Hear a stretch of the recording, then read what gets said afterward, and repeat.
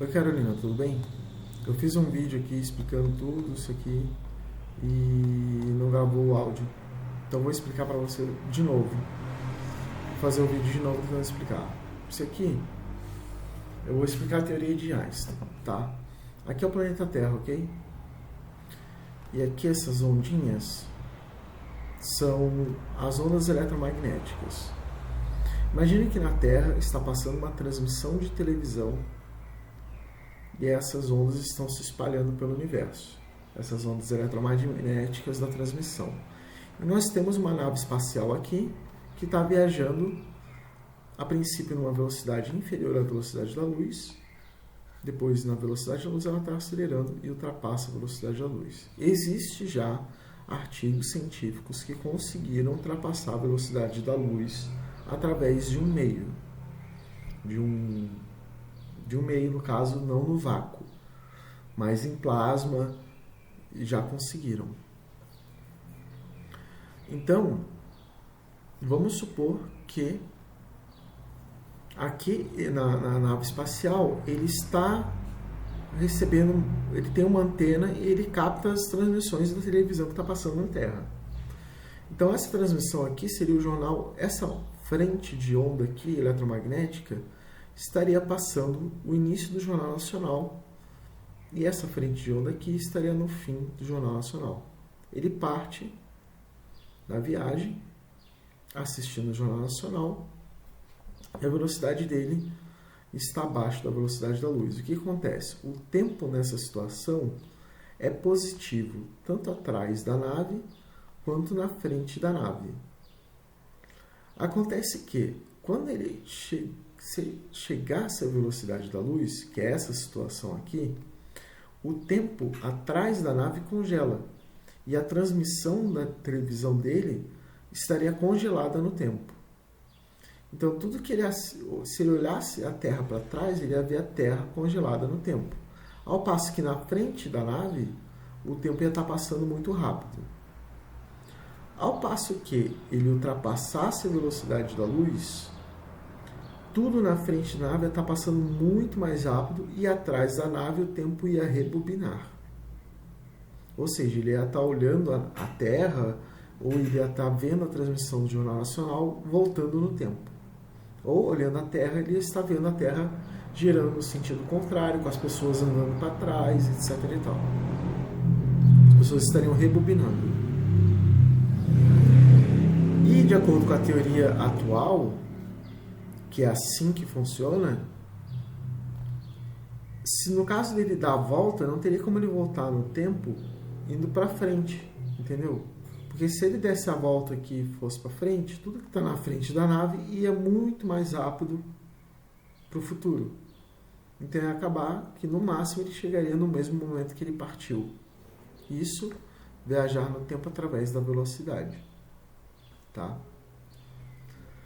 Aí eu propus uma ideia pensando, tá, então como, eu não estou dizendo que é assim no universo, eu estou dizendo como o universo teria que ser para poder viajar no tempo através da velocidade. Mas existem outras formas, né? Tem outras formas que eu expliquei no vídeo anterior, mas não gravou áudio. Existem várias formas de viajar no tempo passado. A outra forma mais plausível que eu achei foi a de buracos de minhoca, por exemplo. Tá? Você cria lá um buraco de minhoca e faz uma pessoa atravessar esse buraco de minhoca e vai para outro lugar no espaço-tempo. Mas tem um problema aqui. Para você produzir um buraco de minhoca grande o suficiente para uma pessoa atravessar, você precisaria converter a energia de todo o universo, de todo o sistema solar,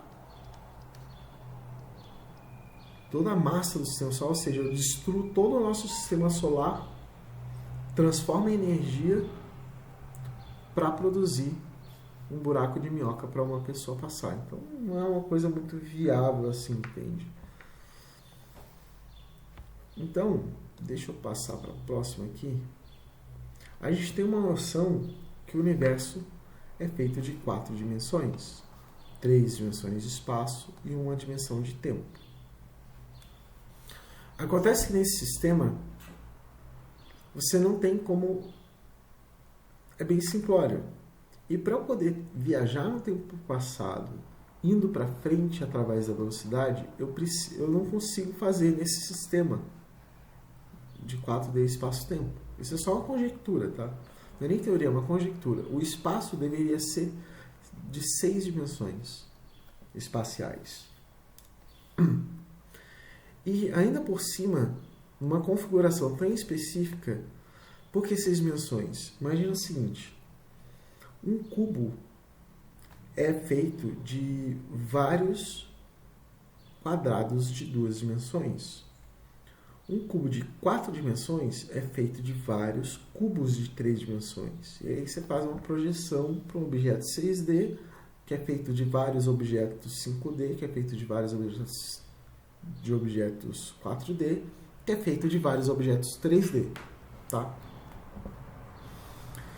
Então, o universo, esse bloco 6D, teria que ter vários objetos 3D dispostos nessa configuração aqui, ó, onde um bloco, a cada tomada de decisão do universo, ele se subdividiria em um bloco arranjado em um bloco que tem seta do tempo positiva e um outro bloco com seta de tempo negativa.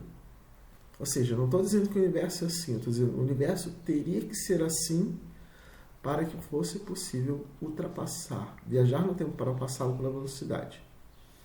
Ou seja, a partir do momento que o viajante está nesse bloco aqui, ele ultrapassa a velocidade da luz, ele sairia desse bloco 3D e entraria em outro bloco 3D que tem seta do tempo negativa. Porque aí, para onde ele for para frente, estaria voltando no tempo e atrás da nave, como mostra aqui no desenho, nesse desenho aqui, atrás da nave estaria indo para o futuro. Ou seja, teria que inverter a situação do universo. E para inverter, só acreditando que o universo tenha mais 6 dimensões. Aí, tem um mecanismo que produz velocidade acima da velocidade da luz. Que é sem... Como você ultrapassaria a velocidade da luz? Tem duas formas, tá? A primeira forma é empurrando. Eu empurro com a força. A segunda forma é usar um mecanismo. Aí tem a tesoura, vou botar o desenho aqui da tesoura. A tesoura, que é um motor diametral, depois eu te explico os motores diametrais, elas usam, por exemplo, a tesoura está fechando aqui, eu fecho as hastes da tesoura aqui a 70% da velocidade da luz, ok? E o que acontece? O fio de corte, que é o fio que vai percorrer a haste da tesoura, as duas hastes aqui, eles vão se encontrar sempre em 45 graus se eu partir de uma tesoura a 90 graus. E eles vão acelerar se eu fechar numa velocidade constante. O fio de corte é um movimento acelerado. E se eu fechar 70% da velocidade da luz, no final do corte, a velocidade do corte vai alcançar a velocidade da luz. Ou seja, eu preciso de menos energia para alcançar a velocidade da luz. Então, esse é um mecanismo perfeito para produzir altas velocidades. E como formular isso? É simples. A velocidade, essa velocidade aqui de corte é igual, ou seja, a velocidade, deixa eu apagar tudo isso aqui. Essa velocidade é a proporção, é uma proporção simples. Ou seja, essa velocidade do fio é igual à velocidade da haste vezes 4 sobre π. Isso é a forma clássica. A velocidade da haste, na verdade, é velocidade angular vezes r. Então ficaria 4 vezes velocidade angular vezes r sobre π. tá? Por que 4 sobre π?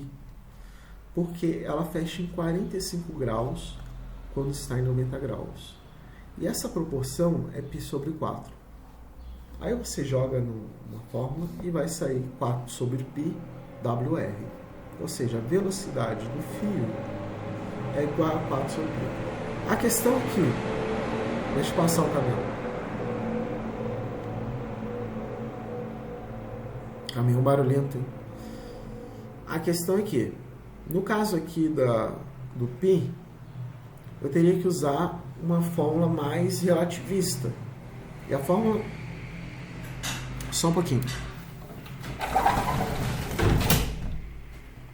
E a forma mais relativista de usar isso é pegando o paradoxo de Ehrenfest. O que o paradoxo de Ehrenfest diz? Basicamente, que π da clássica é π vezes isso aqui. E aí você tem essa fórmula aqui, ó, 4 vezes WR sobre π raiz de 1 menos WR ao quadrado sobre C. E aqui WR tem que ser um valor entre 0 e 1, tá? Não velocidade angular. W vezes R tem que estar entre 0 e 1, que é a velocidade da luz. Então essa fica a fórmula. A questão é, se eu pegar e colocar 2 discos aqui, uma tesoura fechando 2 discos,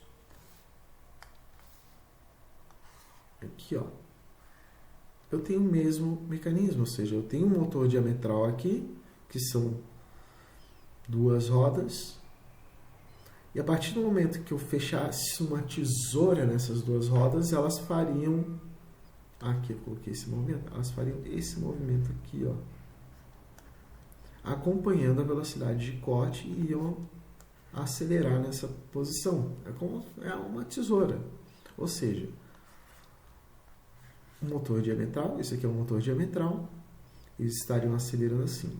Então, se eu aplicasse uma força nesse sistema aqui, para cá, essa força ia ser aplicada nesta roda e parte dessa força passa para essa roda. Ao passo que se eu também aplicasse uma força nesta roda, a força iria para ela e parte para a outra roda.